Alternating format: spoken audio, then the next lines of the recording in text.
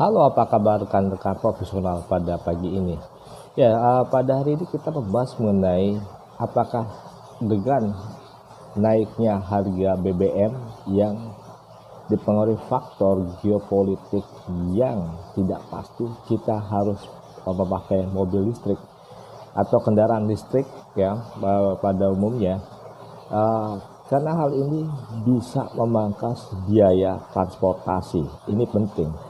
Satu hal yang harus kita ketahui adalah negara kita, Indonesia, itu negara yang sangat kaya dengan cadangan nikel dan mempunyai potensi untuk menjadi penghasil baterai untuk kendaraan listrik terbesar dunia. Sebenarnya hal itu telah diprediksi dari 5 tahun yang lalu, ya 5 tahun yang lalu, bahwa cadangan nikel Indonesia itu terbesar di dunia. Jadi bukan lagi salah satu, sebenarnya paling terbesar. Nah, saya akan membacakan catatan saya ya, bahwa Indonesia itu memiliki salah satu cadangan nikel terbesar di dunia dan menjadi pemain penting dalam industri baterai kendaraan listrik atau EV. Nikel digunakan untuk baterai lithium ion tipe NMC dan NCA yang banyak dipakai pada mobil listrik berperforma tinggi. Jadi ini luar biasa ya.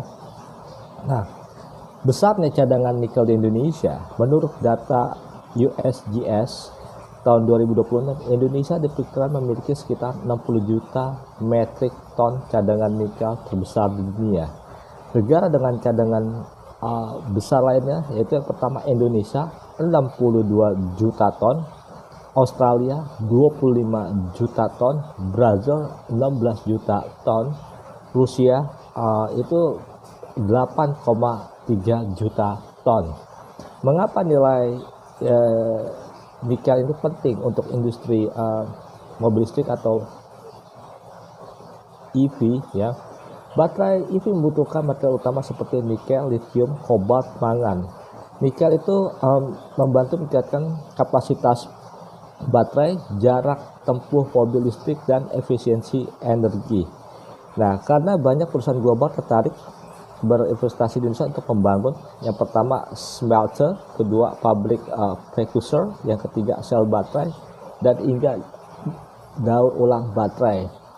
Ya, wilayah penghasil nikel utama di Indonesia berada di Sulawesi, Maluku Utara, Morowali, Konawe, dan Kepulauan Halmahera. Hubungan dengan industri EV adalah Indonesia sedang membangun ekosistem EV lengkap, yaitu pertama dari tambang nikel, pengolahan bahan baku, produksi baterai, hingga kendaraan listrik. Kerjasama yang dilakukan dengan perusahaan lebih banyak dari Cina, Korea Selatan, dan juga Jepang. Nah, pabrik baterai hasil kerjasama Indonesia-Cina bahkan ditargetkan mulai beroperasi penuh pada akhir 2026 di Jawa Barat. Nah, di sini adalah Indonesia itu punya potensi ya untuk memimpin dalam industri baterai mobil listrik. Semoga dengan data yang saya bacakan, yang pertama industri mobil listrik itu bisa memproduksi mobil listrik dalam jumlah besar sehingga harganya murah. Ini penting.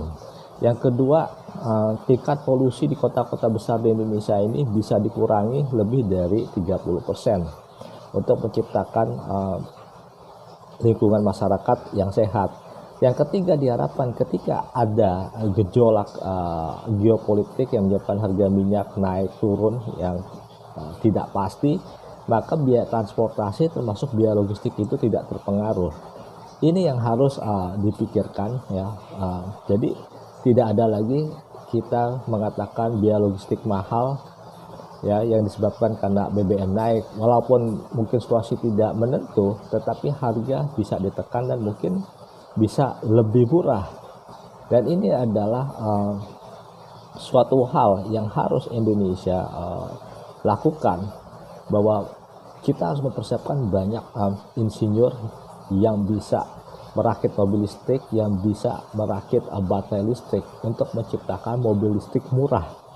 Jika program ini berhasil, orang tentu akan berpikir dua kali untuk membeli mobil BBM dan mereka memilih mobil listrik sebagai pilihan utamanya. Jadi di sini bukan hanya mobil listrik nanti yang bisa menjadi prioritas utama, tetapi juga seperti truk listrik ya, itu bisa menjadi prioritas untuk di kawasan industri, sehingga biaya logistik itu menjadi lebih murah dan harga-harga tidak terkena gejolak karena kenaikan BBM.